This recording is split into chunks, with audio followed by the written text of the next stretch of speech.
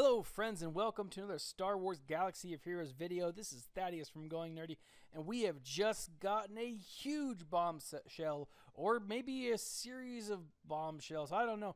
But we have just been received new information on the Terrritory battle cadence and some of the reward changes that they've made to the event. And I kind of want to go through that, as well as some content updates that they have gone over, and I am so very excited. Now, I will speculate a little bit later on about what some of these changes mean, but right off the bat, it looks like we are going to get a new Terrritory battle tomorrow, the 21st of September.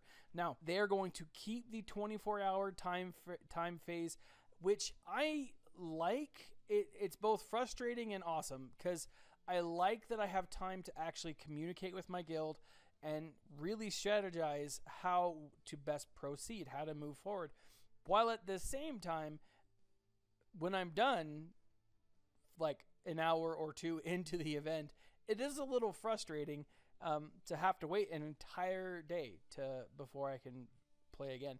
But it's still pretty cool. I do like the animation. I like the video of it, and I think it's pretty challenging, especially as you progress through. With that, because they're keeping the 24-hour event, it does seem like they're not going to be able to launch this event every week.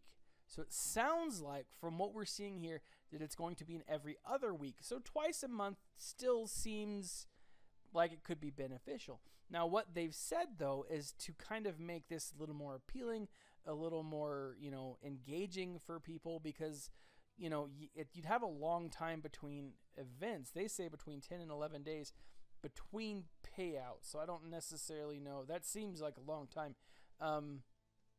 But what I think that they're going to do, or what it says they're going to do, is they're going to change the way that we earn rewards. So instead of getting them all at once at the very end, it's going to be spread out, evenly over the time period. And so this will allow people to be able to actually make changes to their teams in preparation for the next day event. I think that's kind of sweet. Now, with that, what they're doing is they're adding special missions to phases 1, 2, and 4, and each opportunity, and this will allow everyone to get more and more, guild event tokens, which is going to be nice. Phase 1 will require a 2-star Phoenix squad. Phase 2 will require a 3-star Rogue One squad, and Phase 4 will require a 5-star Commander Han Solo and Rebel Officer Leia Organa. Now, that seems feasible, and it doesn't seem like it's being changed too much, but those additional phases are, I think, very beneficial. They're also going to increase the rewards for those, which I'll talk about here in a second. But additionally, as they tweak the schedule and respond further to some of the player feedback and some of the responses and everything, they're going to place Gear 12 or Gear 11 finishers and Gear 12 salvage behind key difficult events and late game changes or challenges in the future. So we're going to be able to get more and more guild piece or gear pieces for Gear 12 and Gear 11, which makes the change better, I think. And so what'll happen is, if you're able to finish, or you're able to compete, or if your guild's able to do well in those later phases, even if you're not, you're going to start to get salvage and pieces that will allow you to continue to develop your guild. Because if you're like me, you have a lot of characters who you just can't finish, because, how do you decide on which Phoenix team member that you need when they all need the same freaking piece of gear? It's really frustrating. I understand why they do it, but it's still really frustrating. But I think that's a really cool thing, and it is something that players have been commenting on. It's something that players have been wanting, and they're not going to give us all and everything that we want, but they are listening to players, and they are listening to our feedback, which I think is awesome. Some of the reward changes, there are 4 major components to this. Like I said earlier, there's going to be more guild event tokens, so more opportunity to earn tokens and pay out throughout the Terrritory battle. more frequent payouts. So due to the special event structure, the payout will occur at the end of the phase instead of at the end of the territory battle. And like I said, that will be beneficial to helping you increase your roster so that your guild can perform better in the next day's events. So that, I think that's pretty sweet. So more in the mystery boxes. So we are going to get a slightly increased payout of gear 12 salvage for all guilds who are able to at least get 15 stars. Now that is at least 1 star per territory. There are 15 territories in the event, and that's really not a bad thing. Most guilds can get that. Now, if you're a new guild, if you've not gotten the 15 stars, you know, I feel for you, but just keep working at it, and you're going to. Now, in the additional mystery boxes, or we will get additional mystery boxes. So to keep players interested, to keep them coming back, they've added some mystery box payouts of difficult salvage or gear salvage below gear 12. So Carbantes, stun cuffs is where my mind goes. Now, whether that's where they go with it. All guilds, or they're going to give that to all guilds who finish above 6 stars. If you can finish the first 2 phases, you're going to get some really solid pieces. That's awesome. That really is one of those things like, hey, we are listening to you. Hey, we are trying to provide you with the tools that you need to make this game fun and to keep it interesting. And I think listening to us, listening to people provide solid feedback and informative feedback, and they're also looking at numbers too. I mean, who's farming how much? I mean, how many people are focused on Carbantes right now? Probably most everyone, at least in one form or another, or at least from one week to another, have focused on Carbantes, and you need them. Same thing with the stun cuffs. They suck to grind because everyone, or almost everyone, needs them, and it's a real challenge. I'm excited about that. I think it's awesome. Now, they are also changing platoon missions, and so no longer will you have to sacrifice submitting a character for a platoon mission or putting them in a combat mission. So if a player is required, or a character is required for a combat mission, that character will not show up as an option to put in to your platoon, right? So that's really nice. Now, finally, on this one little page here, and we'll go to another page in a second, guild officers and investment time. Now, I've seen a lot of questions, a lot of frustration about this recently, and people don't have all the time in the world to play this game.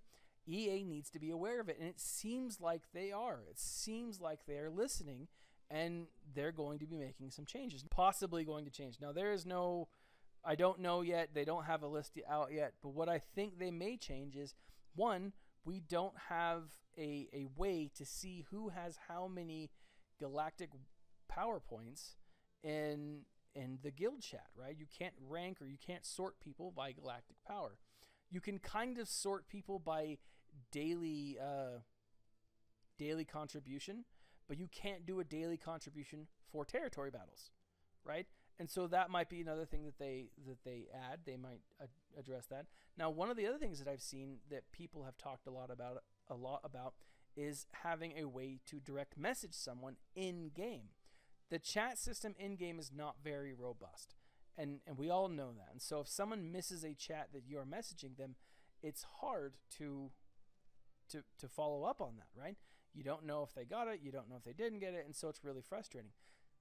That could be where they're going with this. One way or the other, they are going to find a way to make this easier for guilds to work together. Territory battles has been kind of a guild killer. And I know a lot of guilds that have disbanded, and I've heard of a lot of guilds that have disbanded over this, and people being kicked out of their guilds, and I know that's really frustrating. It is an opportunity, however, guys, to take or to make your guild stronger by communicating effectively. So, cool thing that we just got BB-8 to roll out. He is going to be added to the Cantina, not Cantina battles. He is coming to us in the form of a legendary event, and we will need our first order teams.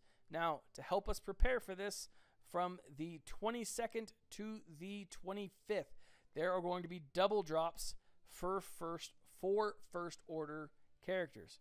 Now, guys, it is hard to get first order TIE pilot. He is a beast. I farmed him for like 6 months, and it sucked. Kylo Ren is still a tough farm, but he's in Cantina battles. I'm currently working on First Order Stormtrooper. I don't think that I'm going to be able to get him unlocked by the time the Legendary event goes live. Now, here's the thing, guys. It is a 7-phase Legendary event, which means, or a 7-tier Legendary event, which means at the end of it, we are going to be able to 7-star BB-8, which is awesome, right? It's only awesome if you have a solid First Order team or a fully maxed out First Order team. So use everything you can to get those characters unlocked as quick as you possibly can. Start now. Don't wait. First Order, First Order, First Order. Get as many as you can. That's why we're getting Phasma. Now, with that, they are introducing packs and bundles. You guys, if you followed my videos before, you know my feelings on packs and bundles. The bundles, if you're gonna pay anything for it, buy the bundles. Don't spend the crystals on the packs. In my mind, I still think for the First Order bundle, which is it's $80, $79.99. You get 80 shards of every character, First Order officer, Stormtrooper, TIE pilot, everyone for everyone for the event. It's 80 shards. That's enough to unlock everyone, and if you've been logging in every day, for Phasma, but it's $80, guys. In my mind, take the 80. If you're gonna spend $80, buy crystals and just do refreshes. I really think that it's more beneficial and more. Now, to wrap up this video, I want to read this what's ahead. It says, a team rises from the ashes stronger as a familiar foe returns. Now, I originally thought this was Inferno Squad. Upon talking to a co-conspirator of mine, he pointed out the obvious. Rises from the ashes. That is a phoenix. That is literally what a phoenix does. And who is the Phoenix Squad? Fight. Who is their foe? Thrawn. So what is this telling us? Possibly two things. One, Thrawn's coming back, so get your Phoenix Squad ready. And two, Zetas for the Phoenix Squad. They are redoing a lot of the tunes. Maybe the Phoenix Squad is next. We don't currently have Zetas on the Phoenix Squad, so it would be neat to see what they do. They're a very effective team, and with everyone outside of Ezra, they're really only effective together.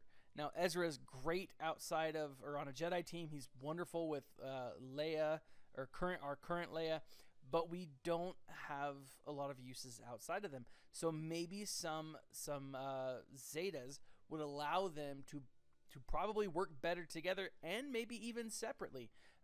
We have Chopper. He's a droid, so maybe a Zeta for Chopper would make our BB-8 more effective. Who knows?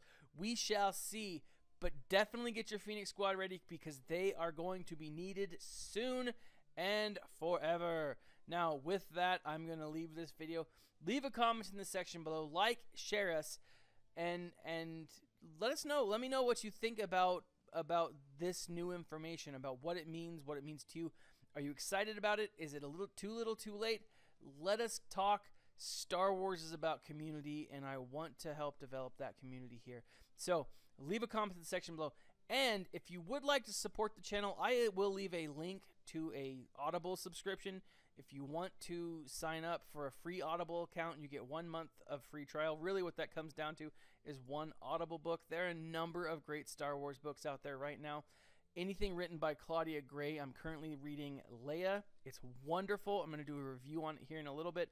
Phasma came out, but you will get a free Audible book if you sign up for with the description below, and it does help out the channel. So give it a try.